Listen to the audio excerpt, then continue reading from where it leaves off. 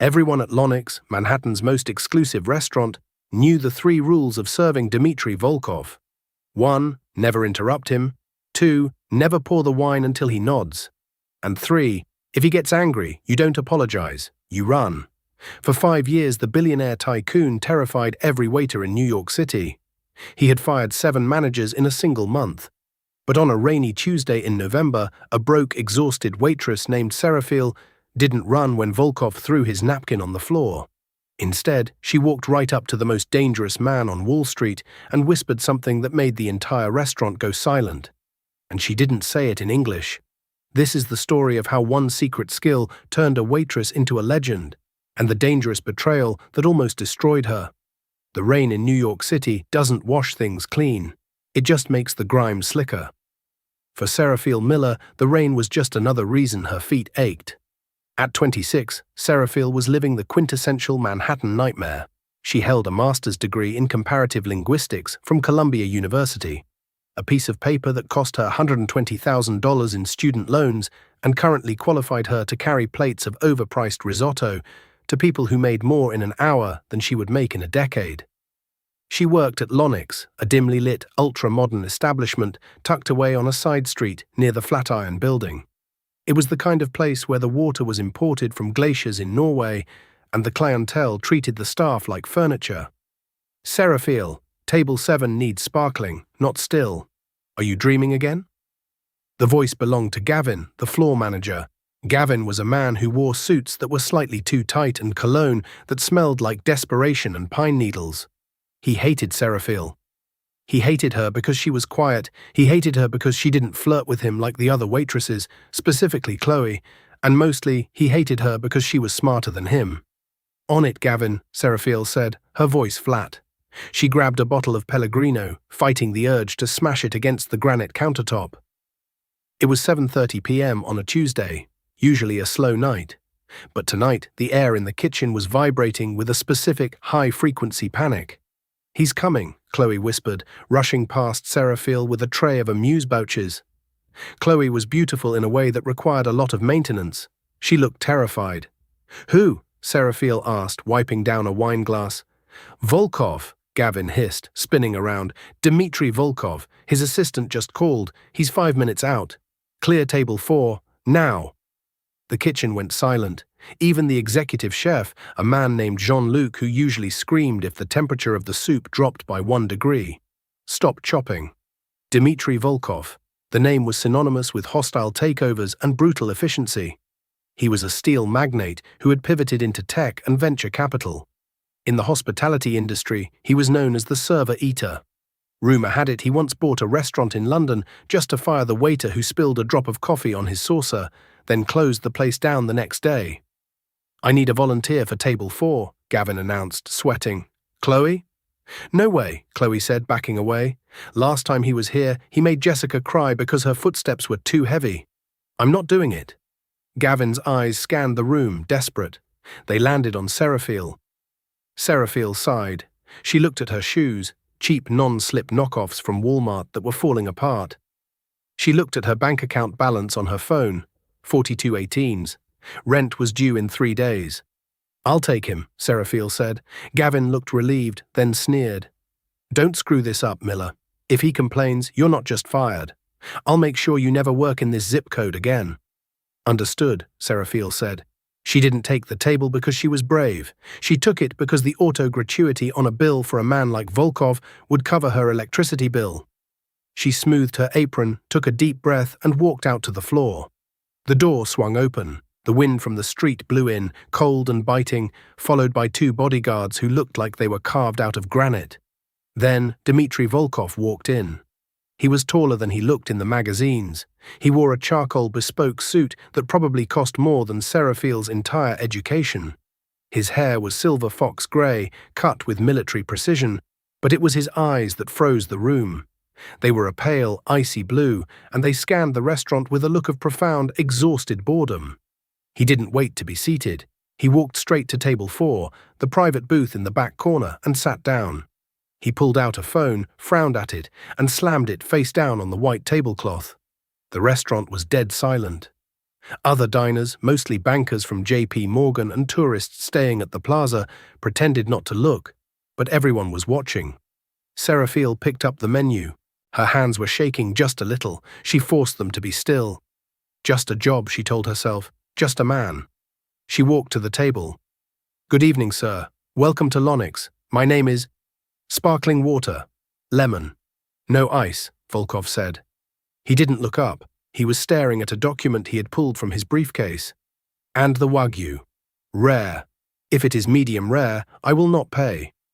Of course, Seraphiel said softly. Would you like to hear the specials? Did I ask for the specials? His voice was deep, accented, and cut like a razor. He finally looked up. His eyes bored into hers. There was no kindness there, only a wall of irritation. Bring me what I asked for, and do not come back until the food is ready. I am on a call. Yes, sir, Seraphiel said. She turned and walked away. She could feel his eyes burning a hole in her back. He's in a mood, Gavin whispered aggressively when she got back to the station. Did he order wine? No, just water. Push the wine, Seraphiel. We need the ticket average up. If he doesn't order a bottle of the 82 Bordeaux, we're losing money on the table reservation time. He said not to come back until the food is ready, Seraphiel argued. If I go over there now, he's going to explode. Do your job, Gavin snapped. Take the sommelier over there. Make him buy the bottle. Seraphiel clenched her jaw. This was a suicide mission, but she had no choice. She grabbed the wine list. At table 4, Volkov was now talking on his phone. He was speaking in English, but his voice was rising. I don't care about the board vote, Johnson. The valuation is wrong. They are hiding debt in the subsidiaries. If we sign this tomorrow, I lose 50 million. Fix it. He slammed the phone down again as Seraphiel approached. He looked at her, and for a second Seraphiel thought he might actually hit her. I told you, he said, his voice dangerously quiet, to leave me alone. I apologize, sir, Seraphiel said, keeping her voice steady. My manager insisted I offer you our wine list. We have a Chateau Margaux that pairs excellently with the… Volkov stood up. The sound of his chair scraping the floor was like a gunshot. I come here for peace, he boomed. The entire restaurant froze. Forks stopped halfway to mouths. I come here to eat and think, and I am harassed by incompetent children trying to upsell me vinegar. Gavin came running over, sweating profusely. Mr. Volkov, so sorry. Is everything all right? Seraphiel, get away from the table. Your staff is deaf, Volkov spat, throwing his napkin onto the table. It knocked over the salt shaker. I am leaving, and I am telling my associates at Goldman to never book a table here again. He turned to his bodyguards. Let's go. Gavin looked like he was going to faint. Sir, please, the meal is on the house. Seraphiel, you idiot, apologize. Seraphiel stood there, humiliated. Her face burned. She saw Chloe snickering in the corner. She saw the wealthy patrons judging her. She saw her rent money evaporating. Volkov was already walking away. He was muttering to himself furiously, and that was when Seraphiel heard it. It wasn't English. It wasn't the Polish English he used for business. He was muttering in a dialect she recognized instantly. It wasn't standard Russian. It was a specific regional dialect from the Tatarstan region mixed with technical legal slang. He muttered, Oni dumayut, что я глупый. Dokumenty podolany na trzeciej stranice. They think I am stupid. The documents are forged on the 3rd page. Seraphiel's brain, wired for linguistics, bypassed her fear. She realized 2 things instantly. 1, he wasn't just angry about the service. He was angry because he knew he was being scammed in a massive deal, but couldn't prove it. 2, he felt completely alone because he thought no one in this room, or perhaps this city, understood his real thoughts. She didn't think. She spoke. Gospodin Volkov, she called out.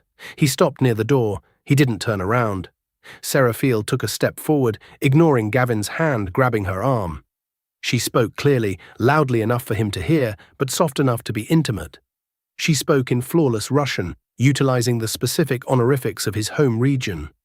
The documents aren't just forged on the 3rd page. If they are hiding debt, look for the consulting fees in the appendix.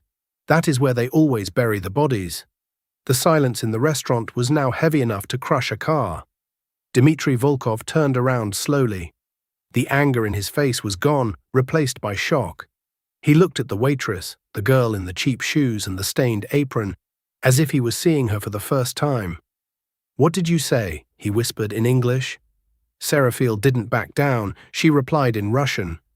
"I said don't leave hungry and don't sign the deal until you check the appendix." For 10 seconds, nobody breathed. Gavin's hand dropped from Seraphil's arm as if he'd been burned. He looked from Seraphil to Volkov, his mouth opening and closing like a dying fish. He had no idea what had just been said, but the shift in the room's atmospheric pressure was undeniable. Volkov stared at Seraphil. His eyes, previously ice-cold, were now narrowing with calculation. He walked back toward her, slowly, his bodyguards tensed, unsure of the threat, but he waved them off. He stopped 2 feet in front of her. He smelled of expensive scotch and rain. "Who are you?" he asked, his voice low. He was speaking Russian now. "I'm just a waitress," Seraphil replied in the same language. Seraphil. A waitress who speaks the Kazan dialect perfectly and knows how to structure a forensic audit? Volkov scoffed, a dry, humorless sound. "Who sent you? Is it Kavalov? Or the Americans?" "Nobody sent me," Seraphil said, switching back to English so Gavin and the onlookers could understand, trying to de-escalate the scene. "I have a master's in linguistics. I studied Slavic dialects for my thesis, and I used to proofread legal contracts for extra cash in grad school to pay for textbooks. I heard what you said to yourself. It was loud." Volkov studied her face. He was looking for a lie. In his world, everyone lied, but Seraphil's face was open, tired and terrified. "You understood the technical terms I muttered?" "Yes." Volkov paused. He looked at the empty table 4, then he looked at Gavin. "Manager," Volkov barked. Gavin jumped. Yes, Mr. Volkov? I am staying. Bring the wine, the 82 Bordeaux, 2 glasses." Gavin blinked. "2 glasses, sir?" "Yes." Volkov pointed a manicured finger at Seraphil. "She is sitting with me." "Sir, that's against protocol," Gavin stammered, his face flushing red. "Staff are not permitted to fraternize with—" "Do you want to keep your job?" Volkov asked casually, as if asking about the weather. Yes." "Then bring the wine." "And Seraphil?" Volkov turned to her. "Sit, we have business." Seraphil felt the blood rush from her head. She looked at Gavin, who gave her a look of pure venom, silently promising retribution later. But he nodded. She sat down opposite the billionaire. It felt surreal. The chair was soft leather, far more comfortable than the hard stools in the break room. "I am not trying to get fired," Seraphil whispered as Volkov sat across from her. "You just saved yourself," Volkov said, unfolding his napkin. "Now, tell me, why did you say consulting fees?" Seraphil hesitated. "I heard you on the phone. You said subsidiaries. When American companies try to hide debt before a merger, they usually don't put it in the main ledger. They create shell companies and pay them consulting fees that go nowhere. It balances the books on the surface, but the cash flow bleeds out." Volkov leaned back. He looked genuinely impressed. "You learned this proofreading?" "I read a lot," Seraphil said, "and I listen. People think waitresses are furniture. They talk about everything in front of us. Insider trading, affairs, tax evasion. I hear it all." "The invisible witness," Volkov mused. The wine arrived. Gavin poured it with shaking hands. He filled Volkov's glass, then Seraphil's. He tried to catch Seraphil's eye to glare at her, but she refused to look at him. "To linguistics," Volkov toasted, raising his glass. "To checking the appendix," Seraphil replied, clinking her glass against his. The wine tasted like silk and blackberries. It probably cost more than her rent. "So," Volkov said, taking a sip, "you are wasted here. A mind like this, carrying plates?" "Student loans are a trap, Mr. Volkov. I needed a job fast. The UN wasn't hiring, and the translation agencies pay per word. This pays per night. And the manager? The one who looks like a ferret? Gavin? He's difficult." "He is an idiot," Volkov corrected. "He tried to sell me wine when I was distressed. You gave me a solution."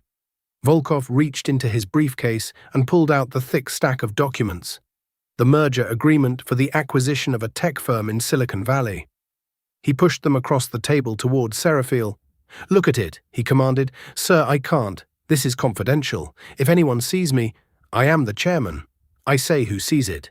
Look at page 40, the appendix. Seraphiel glanced around. The restaurant was buzzing with whispers. Everyone was watching the billionaire and the waitress. She pulled the document closer. She scanned the dense legalese. Her eyes moved fast. It was a skill she had honed during late nights in the library. There it was. Here, she pointed, subsection 4.2, advisory retainers payable to Apex Solutions LED. It's recurring monthly, $3 million. Volkov's jaw tightened. Apex Solutions. I do not know this company. And here, Seraphiel flipped back to the signatory page. The CFO of the company you're buying is listed as a director of a non-profit in Nevada. If you cross-reference that, he is funneling the money to himself, Volkov finished the thought. His face darkened.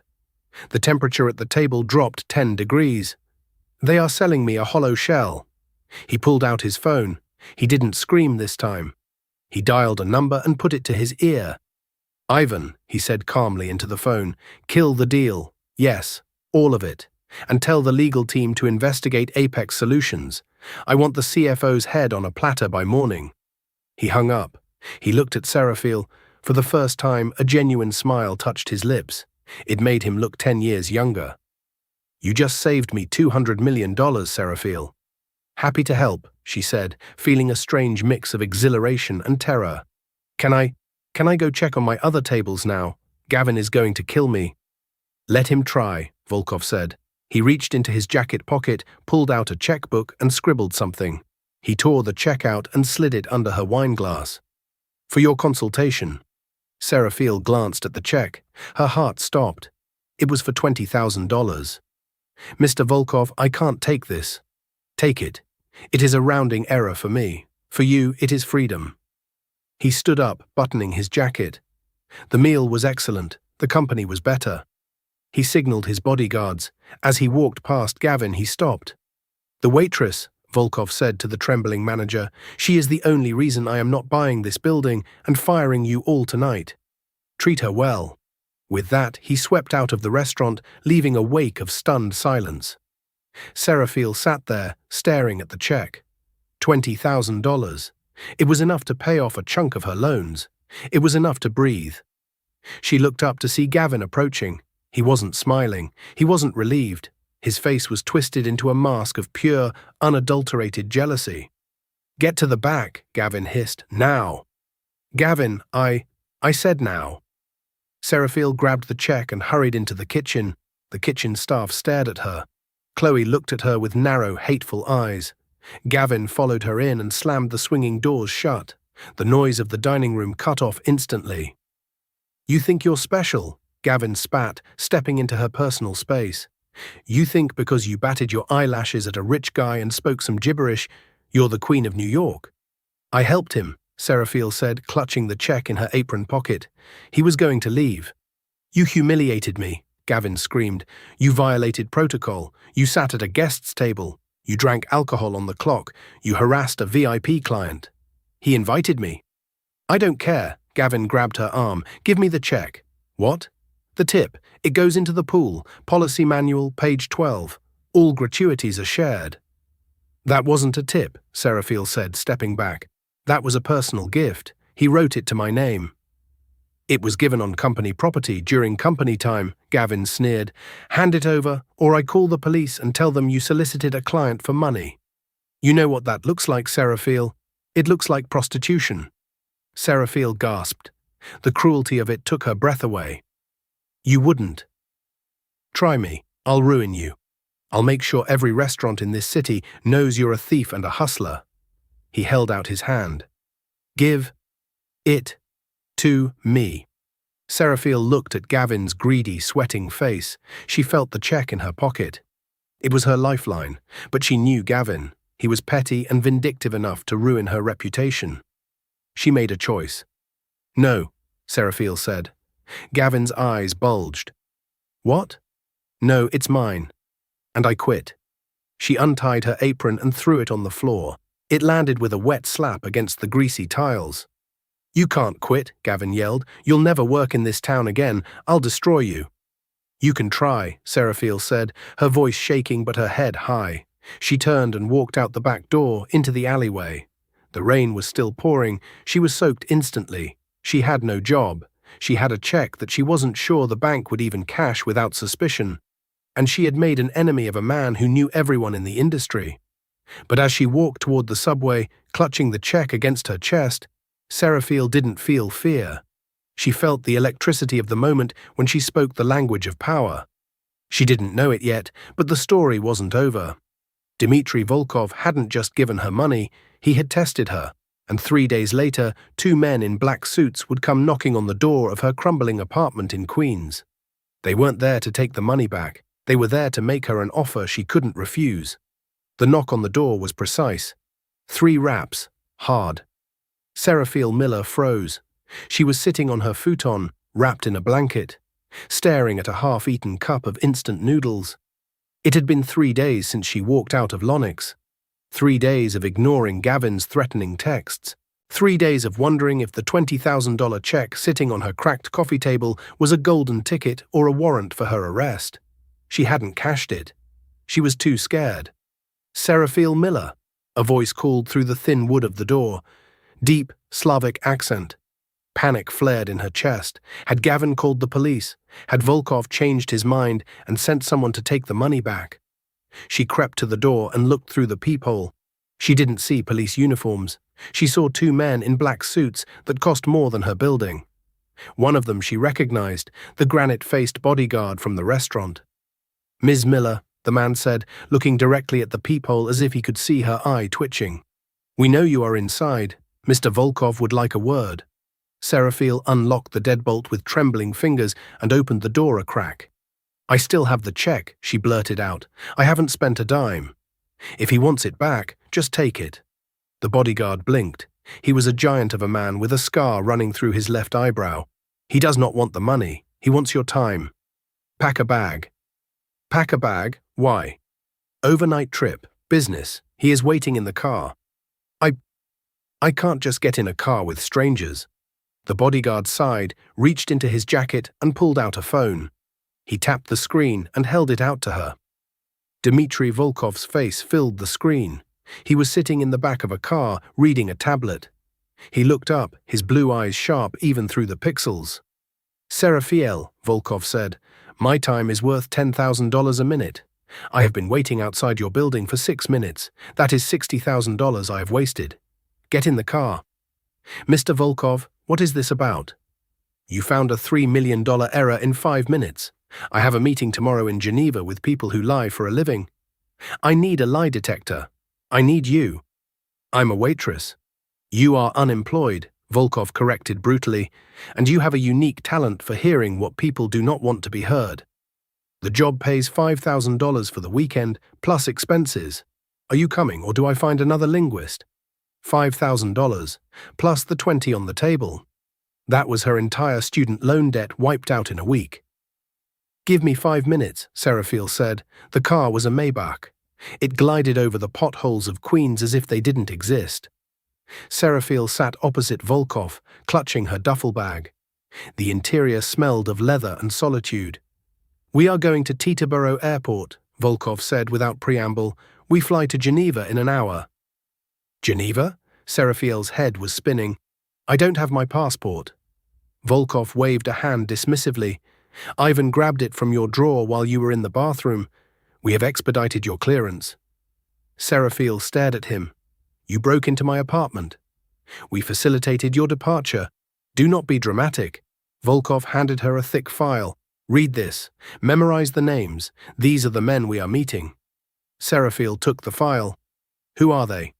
"The board of Kessler Dynamics, a Swiss robotics firm. I am trying to acquire a majority stake. They claim their technology is proprietary. I believe they stole the source code from a Chinese competitor and are trying to sell the company before the lawsuit hits. If I buy it and the lawsuit drops, I lose $1 billion.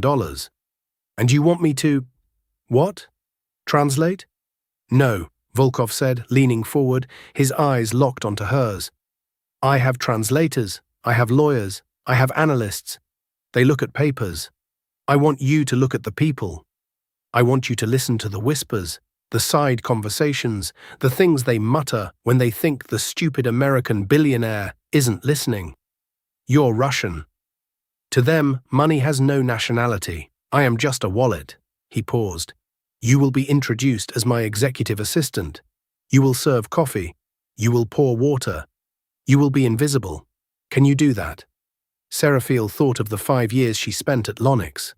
5 years of being treated like a ghost. 5 years of people discussing affairs, divorces, and illegal deals right in front of her because they didn't think she counted as a person. I can be invisible, Seraphiel said softly. Good. Volkov sat back. One more thing. You will need better clothes. We have a stylist meeting us at the hangar. He looked at her worn-out sneakers. And burn those shoes. Geneva was cold, clean, and terrifyingly quiet. The meeting took place in a glass-walled conference room overlooking Lake Geneva. The men from Kessler Dynamics were exactly as Seraphiel had imagined. Older, polished, wearing suits that whispered old money. There was Heinrich Kessler, the CEO, a man with a white beard and a smile that didn't reach his eyes. There was Franz, the CTO, a nervous man who kept tapping his pen. And there was their lawyer, a sharp-faced woman named Isabel who watched Volkov like a hawk. Seraphiel stood by the sideboard, adjusting the coffee urn. She was wearing a navy blue pencil skirt and a silk blouse that the stylist had forced her into. It fit perfectly. She felt like an imposter. Mr. Volkov, Heinrich said in heavily accented English, we are delighted you could make it. We understand you have concerns about the IP valuation. I always have concerns when the price is this high, Heinrich, Volkov said, leaning back in his chair. He looked relaxed, but Seraphiel saw the tension in his jaw. My team tells me your patent filing in Munich is delayed. Bureaucracy, Isabel interjected smoothly. The European Patent Office is slow. It is nothing. Volkov nodded. Coffee, please, Seraphiel. Seraphiel moved. She walked around the table, pouring coffee. She kept her eyes down, her movements fluid and practiced. She was the perfect servant. As she poured for Franz, the nervous CTO, his phone buzzed. He glanced at it, then quickly turned it over. Seraphiel saw the name on the screen. Lucas. She moved to Heinrich. As she poured, Heinrich leaned toward Isabel and murmured something in Swiss German. It was fast, a low mutter under the noise of the coffee pouring. Wird nervös. Sag ihm soll die Klappe halten. He is getting nervous. Tell him to shut up. Seraphiel didn't react. She finished pouring and retreated to her corner. The negotiations dragged on for hours. They spoke of EBITDA, projected growth and market share. It was boring, dry, and incredibly tense. At 2 p.m., they took a break. Volkov stood up to stretch. The Kessler team huddled in the corner. Seraphiel walked over to clear the cups. As she reached for Franz's cup, he was whispering furiously to Isabel, Lucas wants more money. He says he's going to the press about the source code if we don't wire the transfer by Friday. He spoke in a rapid, dialect-heavy Austrian German. It was obscure, difficult for a standard German speaker to catch. But Seraphiel had spent a semester in Vienna studying regional variations. She cleared the table, her face a mask of indifference. She walked back to the kitchenette area where Volkov was checking his messages. She pretended to wipe down the counter next to him. The CTO is being blackmailed, she whispered, not moving her lips. Volkov didn't look up from his phone. Explain. The person texting him is named Lucas. He's threatening to go to the press about the source code. They need to wire him money by Friday. That's why they're rushing you to sign today. They need your cash to pay off the blackmailer. Volkov swiped a finger across his screen. Lucas, probably Lucas Weber, a former lead engineer who was fired 6 months ago. My team missed him. Is that enough? It is everything. Volkov turned around. He walked back to the table. The smile was gone. The predator was back. Heinrich, Volkov said, his voice booming, I have reconsidered. Excellent, Heinrich beamed. Shall we sign? No, I think we should talk about Lucas Weber. The room went dead silent. Franz dropped his pen. Heinrich's face turned the color of ash. I do not know that name, Heinrich stammered. Do not lie to me, Volkov said, his voice dropping to a dangerous whisper. You stole the code. Weber wrote it. Now he wants his cut.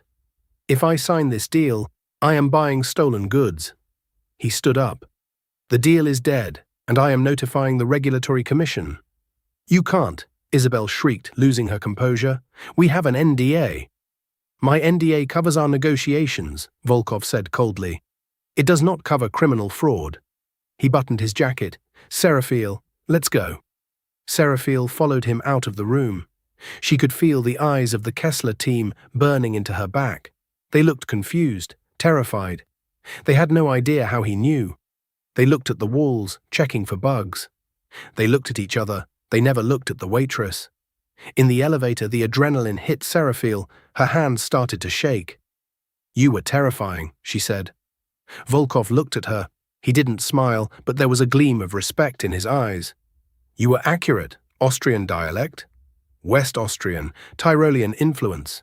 Impressive. The elevator doors opened into the lobby. They walked toward the waiting car. So, Seraphiel said, that's it? We go home? No, Volkov said. He stopped in the middle of the lobby. That was the warm-up. That was just business. The real problem is waiting for us in New York. What problem? The reason I was so angry at the restaurant the night we met, Volkov said darkly. It wasn't just the stress of a bad deal. It was because someone inside my own company is leaking information. The Kessler team knew my price limit before I walked in. Someone told them. Seraphiel felt a chill that had nothing to do with the Swiss winter. You have a spy. Yes, and I cannot find them because they are in my inner circle. They know my security team. They know my lawyers. They know my habits. He turned to her. But they do not know you. Seraphiel took a step back. Mr. Volkov, I signed up for a weekend trip. I didn't sign up to catch a mole in a multi-billion-dollar empire. I will pay you $150,000 a year, Volkov said, plus a penthouse apartment in Manhattan, plus full protection. Seraphiel stopped breathing. 150,000. You will be my personal assistant. It is a vague enough title. You will attend every meeting, every dinner, every gala. You will listen. You will find the traitor.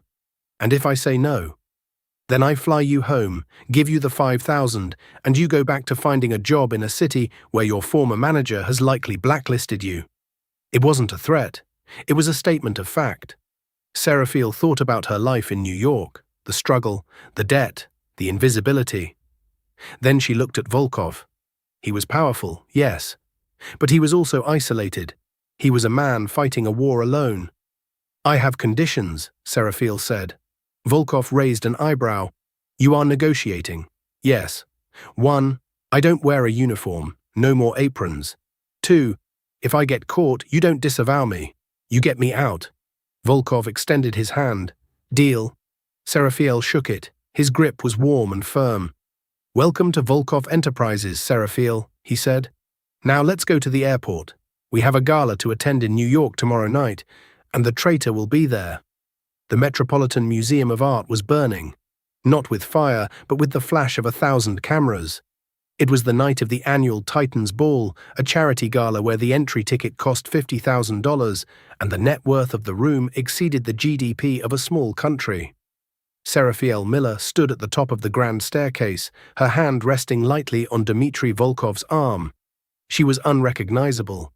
The tired waitress with the frizzy ponytail and the stained apron was gone. In her place stood a woman in an emerald green silk gown that clung to her frame like liquid envy. Her hair was swept up in an elegant chignon, revealing diamond drop earrings that Volkov had loaned her from a vault. Breathe, Volkov murmured, his lips barely moving. He looked devastating in a tuxedo, waving mechanically at the press. You look like you are waiting for a firing squad. I feel like I am, Seraphiel whispered back. That photographer just blinded me. And I'm walking in 4-inch heels that cost more than my car. Forget the heels. Focus on the room, Volkov instructed as they began to descend the stairs. Tonight, the enemy is here, somewhere between the Champagne Tower and the orchestra. Remind me of the targets. To your left, near the bar, Preston Blackwood, my CFO. He has been with me for 10 years. He knows where every dollar is buried. If he is the leak, he can bankrupt me in a week. Seraphiel glanced discreetly. Preston was a thin, severe man with glasses that reflected the light, making his eyes invisible.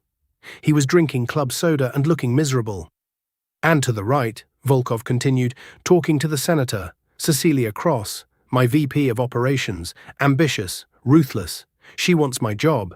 She thinks I am too old guard. Cecilia was striking, tall, blonde, wearing a red dress that screamed for attention. She was laughing loudly, her hand on the senator's shoulder. "And the shark circling the waters?" Seraphiel asked. "Robert Graves." Volkov's voice tightened. "The CEO of Graves Industries, my biggest competitor. He is the one buying the leaked information. He is here tonight." They reached the bottom of the stairs. The room was a sea of perfumes, expensive fabric, and fake laughter. Seraphiel felt the heavy weight of the imposter syndrome settling on her chest. A week ago, she was serving these people. Now, she was among them. "Circulate," Volkov said, taking a glass of champagne from a passing tray and handing it to her. "I must greet the hosts. Do not stay too close to me. People talk more freely when the boss is not around. You are my executive assistant. You are new. You are naive. Let them underestimate you." "That I can do," Seraphiel said. Volkov vanished into the crowd. Seraphiel stood alone, clutching her glass. She took a deep breath and began to walk. She drifted near groups, smiling politely, her ears tuned like radar dishes. She heard snippets of conversation. "The merger is stalling. Did you see her ring? Fake. I heard Volkov is liquidating his Asian assets. Nothing useful, just gossip." She made her way toward the buffet, needing a moment to center herself. She reached for a canapé, a tiny smoked salmon blini. "I wouldn't eat that if I were you. The salmon has been sitting out for 20 minutes. The voice was familiar. Horribly, terribly familiar. Seraphiel froze. She turned her head slowly. Standing behind the buffet table, wearing a white chef's coat and looking frantic, was Gavin, her former manager. Gavin's eyes went wide. He dropped the silver tongs he was holding. They clattered onto the platter. "Seraphiel," he gasped. He looked her up and down, taking in the emerald dress, the diamonds, the champagne. "What? What are you doing here?" Seraphiel's heart hammered against her ribs.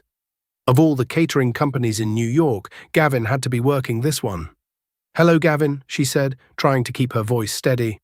"You stole that dress," Gavin hissed, leaning over the table.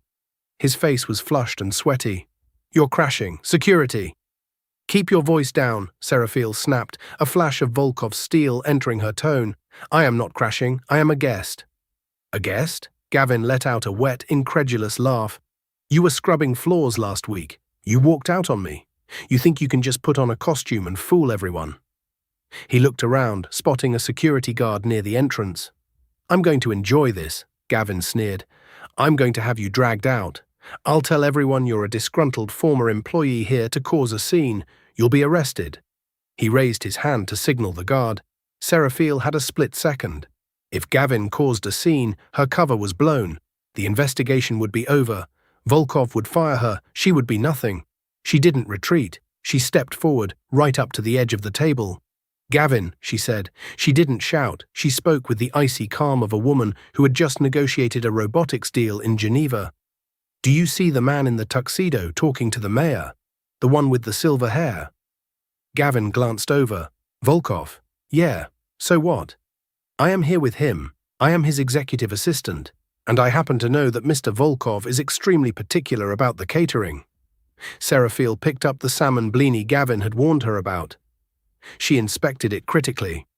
"If you call security," Seraphiel said, her voice dropping to a whisper, "I will walk over to Dmitry Volkov right now.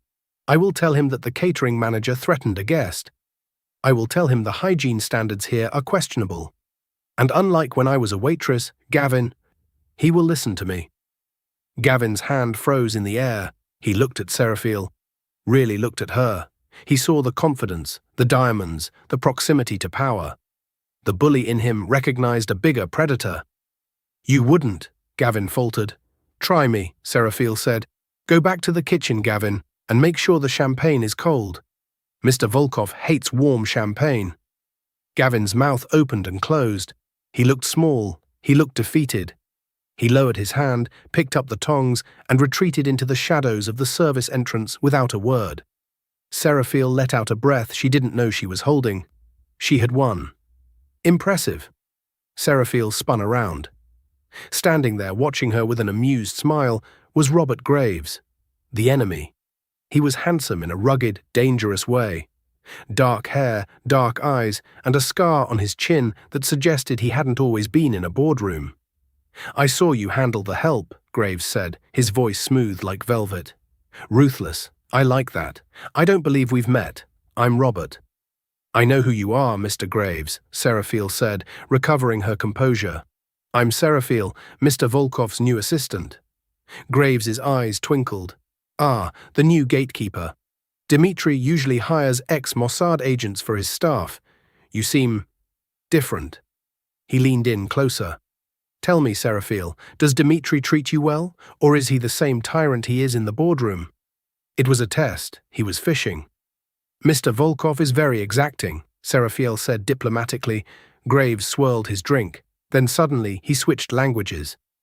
"Il s'entoure de murs, mais chaque mur a une fissure." He surrounds himself with walls, but every wall has a crack. It was French. Perfect. Parisian French. Seraphiel smiled. She replied instantly without missing a beat.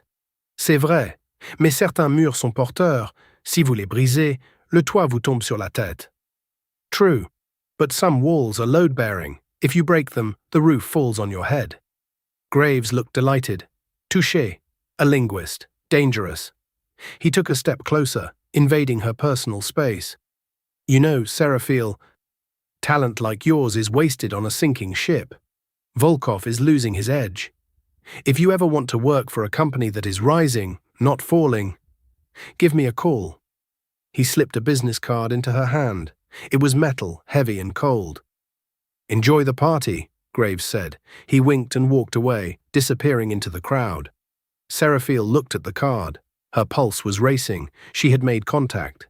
But as she watched Graves leave, she noticed something. He didn't go to the bar. He didn't go to the exit. He walked toward the balcony doors. And a moment later, Cecilia Cross, Volkov's VP, followed him out. The Metropolitan Museum of Art was burning with the flash of 1,000 cameras. The Titans Ball was a battlefield disguised as a party, a sea of black ties and designer gowns. Seraphiel Miller stood at the top of the grand staircase, her hand resting on Dmitri Volkov's arm. She was no longer the waitress in the stained apron. In her emerald silk gown and diamond drop earrings, she looked like royalty. "Breathe," Volkov murmured, his eyes scanning the crowd like a predator. "Tonight the enemy is here. To your left, Preston Blackwood, my CFO. He holds the physical keys to our digital kingdom. To your right, Robert Graves, the man trying to burn my kingdom down." Seraphiel scanned the room. She saw Graves, handsome, rugged and dangerous, charming a circle of investors. She also spotted a ghost from her past. Behind the buffet table, wearing a white chef's coat, was Gavin, her former manager. Gavin froze when he saw her. He dropped a pair of silver tongs, his face flushing with a mix of recognition and outrage. He stormed over, cornering her near a pillar. "Seraphiel," he hissed, eyeing her diamonds. "You're crashing. I'm calling security." "I wouldn't," Seraphiel said. Her voice wasn't the timid whisper of an employee anymore. It was cold steel. "I am here with Mr. Volkov, and if you cause a scene, I will tell him the catering staff threatened a guest. Do you really want to be unemployed twice in 1 month, Gavin?" Gavin opened his mouth, but the authority in her eyes silenced him. He retreated into the shadows, defeated. Seraphiel had no time to celebrate. Robert Graves was approaching. "I saw you handle the help," Graves said, his voice smooth as velvet. "Ruthless. I like that." He leaned in, invading her personal space. Then, without warning, he switched to French. "Il s'entoure de murs, mais chaque mur a une fissure." He surrounds himself with walls, but every wall has a crack. Seraphiel smiled, replying instantly in flawless Parisian French. "C'est vrai, mais si vous brisez un mur porteur, le toit vous tombe sur la tête." True, but if you break a load-bearing wall, the roof falls on your head. Graves looked delighted. A linguist, dangerous. He slipped a heavy metal business card into her hand. If you ever want to leave the sinking ship, call me. He walked away, heading straight for the balcony doors. Moments later, Cecilia Cross, Volkov's ambitious VP, followed him. Seraphil slipped into the shadows and followed them. On the cold, wind-swept balcony, she hid behind a stone pillar and listened. I can't just log in, Cecilia was sobbing. Preston has the physical key in his pocket. He never takes it off. Get it, Graves commanded, his charm gone. If I don't have access to Volkov's logistics server by 8 a.m. tomorrow, I release the photos. You'll lose your husband, your kids, everything. Meet me in the library in 20 minutes. Seraphil rushed back inside, finding Volkov. It's a heist, she whispered urgently, explaining the blackmail plot. Cecilia is going to steal Preston's security key for Graves. If he gets it, he takes over your shipping fleet. We have to stop her, Seraphil said. No. Volkov's eyes gleamed with a terrifying intelligence. We let her take it. But we make sure she takes the wrong one. He pulled a dummy USB drive from his pocket. I need a distraction, a big one. Make Preston take off his jacket.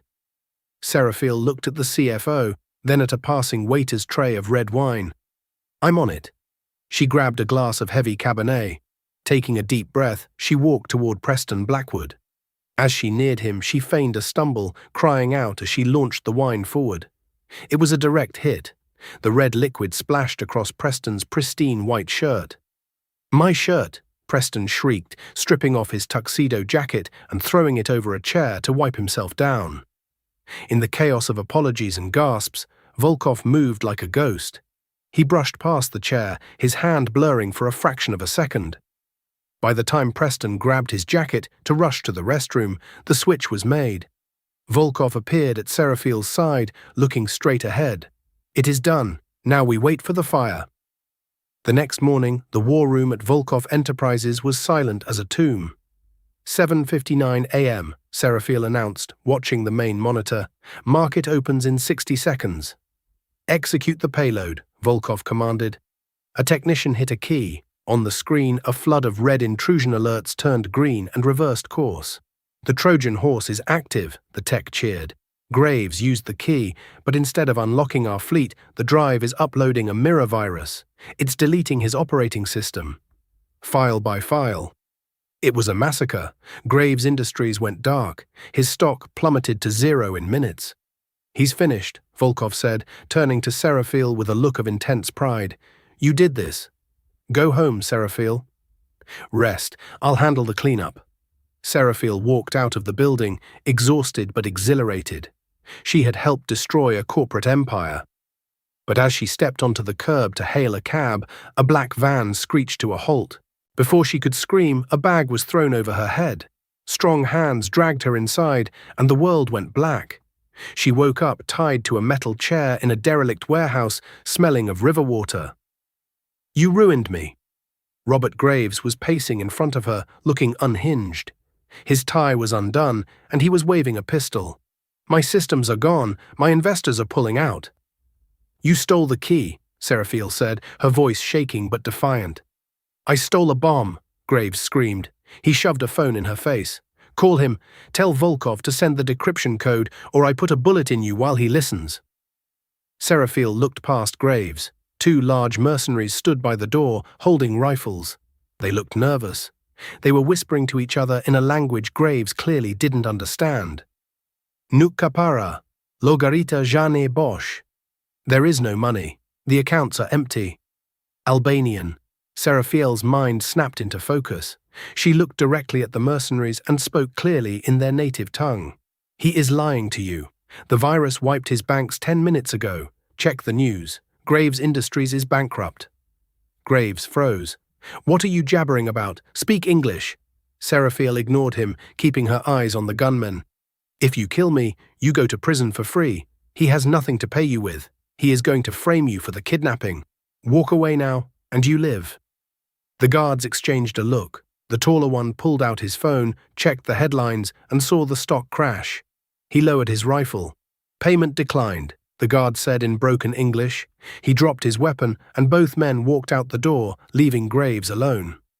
Come back, Graves yelled, panic rising in his voice. He turned the gun on Seraphil. I don't need them. I'll do it myself. Crash. The warehouse skylight shattered, an armored SUV smashed through the metal bay doors, debris flying everywhere. Dmitry Volkov leaped from the moving vehicle, pistol drawn. "Drop it, Robert," Volkov roared. Graves spun around, raising his gun. Volkov didn't hesitate. He fired once. Graves screamed, clutching his shoulder as he fell to the concrete.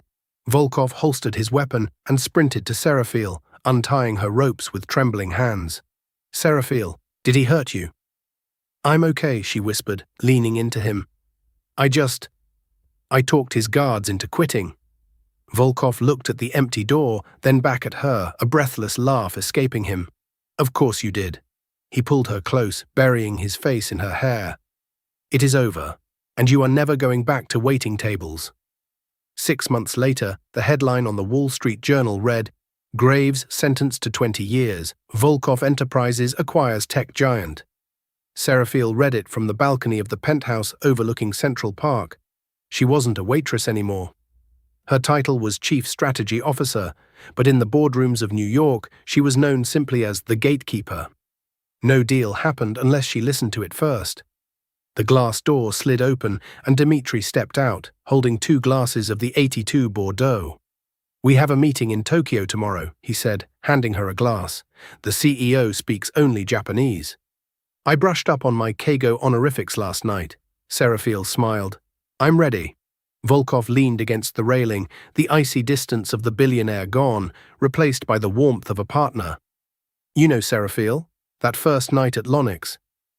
You translated my anger, but you were the first person to ever understand the silence behind it." He leaned in, and this time there were no walls, no contracts, just the quiet understanding between equals. "To reading the appendix," Serafil whispered, clinking her glass against his. "To the appendix," Volkov agreed.